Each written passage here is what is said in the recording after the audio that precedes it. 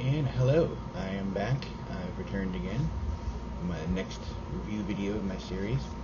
And what I'm talking about today is something that I found recently.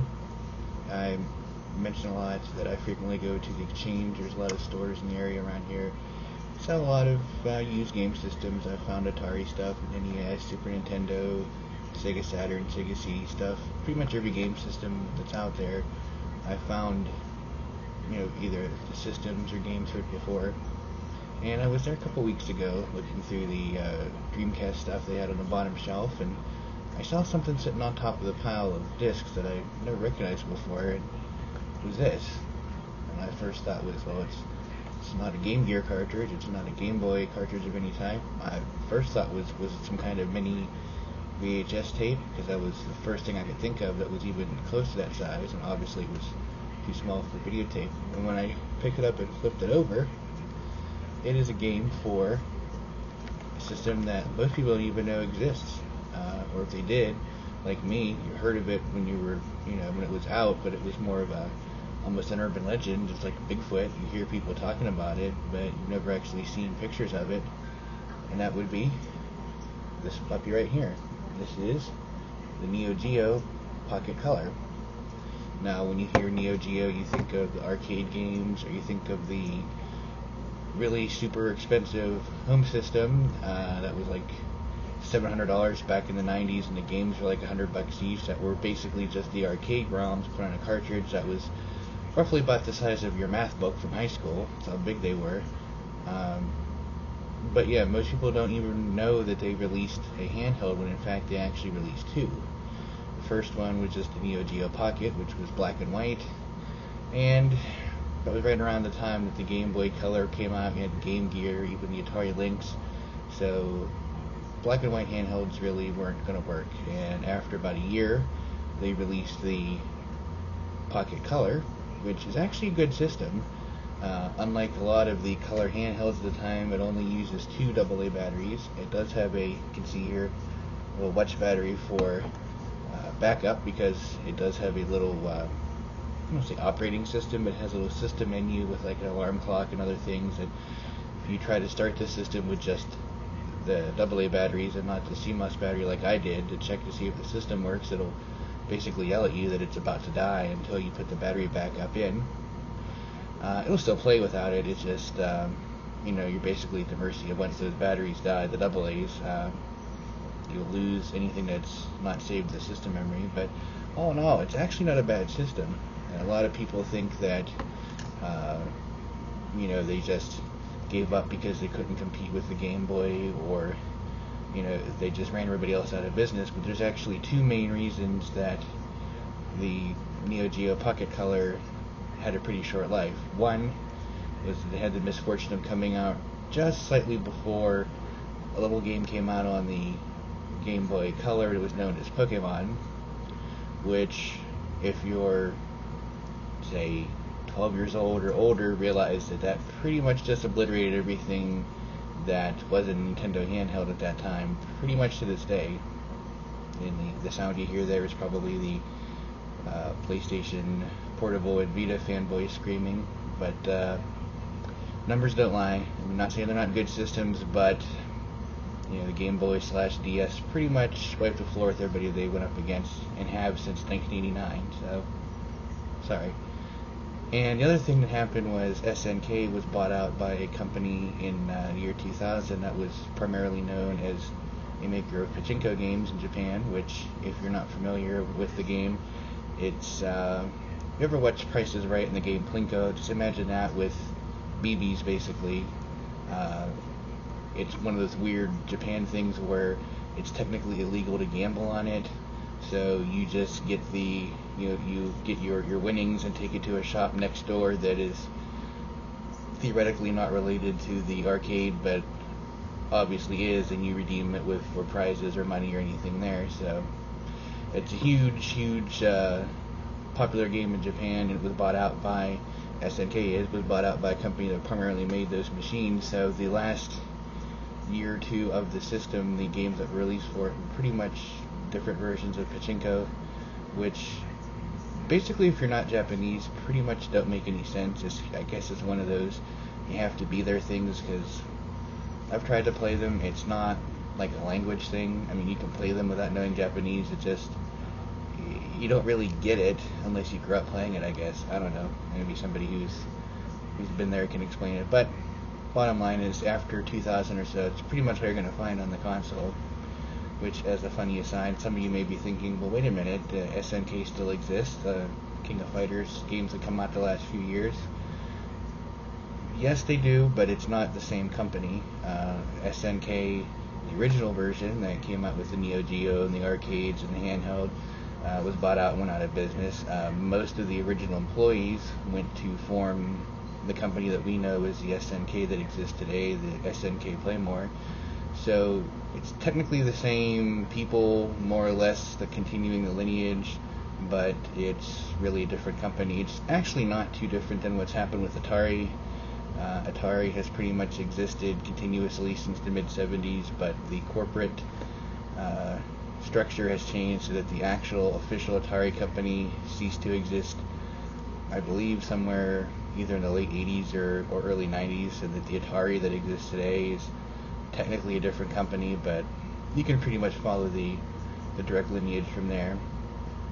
And I thought it was something interesting that, like I said, I've always heard about it, but I've never actually seen it before. And it's actually a really good system. I mean, it has some shortfalls. Obviously, if you know SNK, they're big on fighting games. The system has 2 buttons.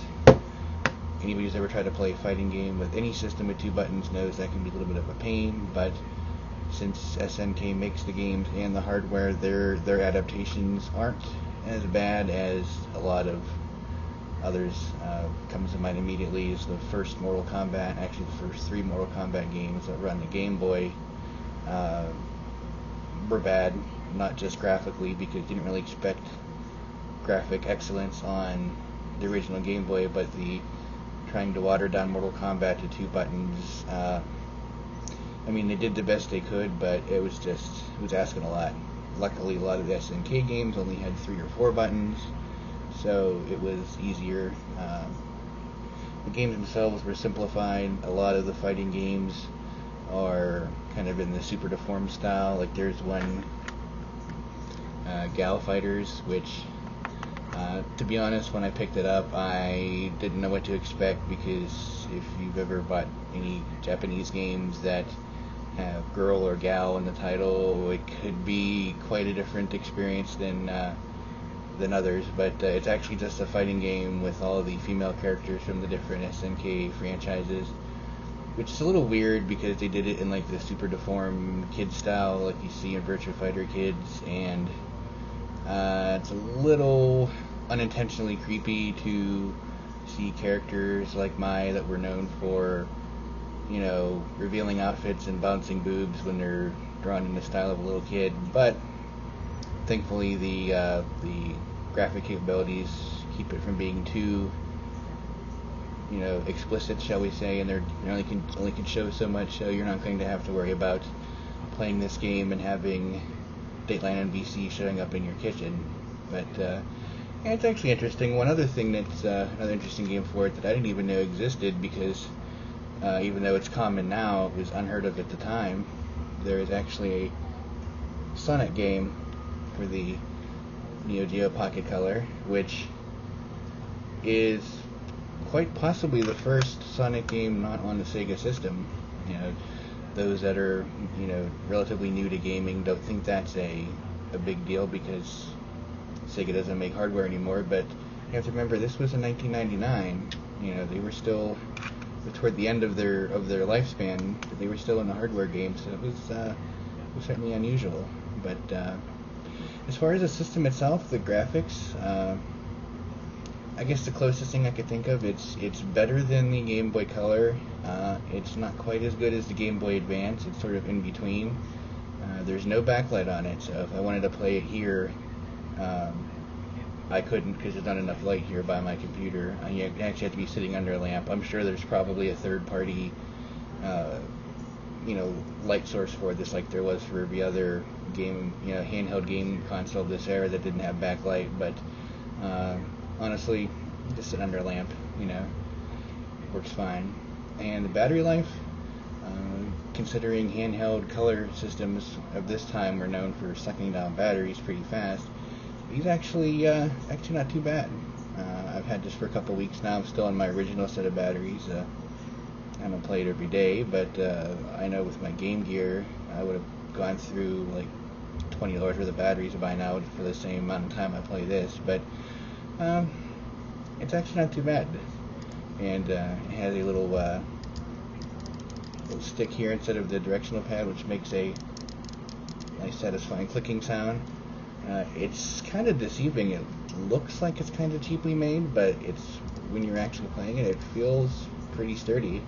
One thing that I find is kind of funny though is that it has probably the most interesting boot up sequence that I've ever seen. I don't know if my microphone will pick it up here, but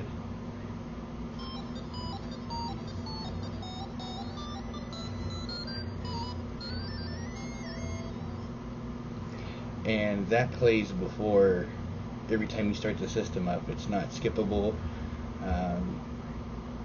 We're accustomed to consoles having boot up screens. Even the original Game Boy had a little logo with a beep, but for it to play an entire first verse of a song, basically, it's one of those ones where it goes from being funny to annoying all the way back to being funny again, because it's like, wow, they really did this to boot up after every time you start the system. But it's a nitpick at best. But if you ever find one on eBay, it's worth picking up. Unlike most Neo Geo systems, this wasn't really overpriced even at the time. It was about $70, $80 when it was launched. I bought this on eBay. I think it was like $30, $40. You do have to take your chances, because any handhelds from this era, you do have the risk of screens being scratched up. And this one's not in perfect shape, but it's certainly playable. All in all, I would think it's definitely a good system. It's definitely a forgotten system. It was only around for a couple of years.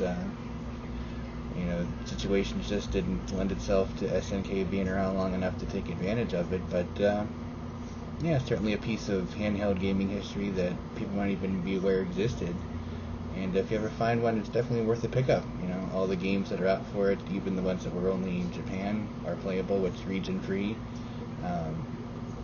Most of them don't require a lot of knowledge of Japanese. Some do, in the sense that you don't understand what's going on. It might be referring to cultural items, but it's accessible, and there's there's a small library of games for it, but there's enough that there's something for everybody. There's not just a handful out there, so definitely something that's recommended. And like I said, if you see one, pick it up. There was a rash of, for some reason, stores around me had a bunch of Pocket games for sale I'd never saw before or since. But if you find one on eBay, it's certainly worth picking up.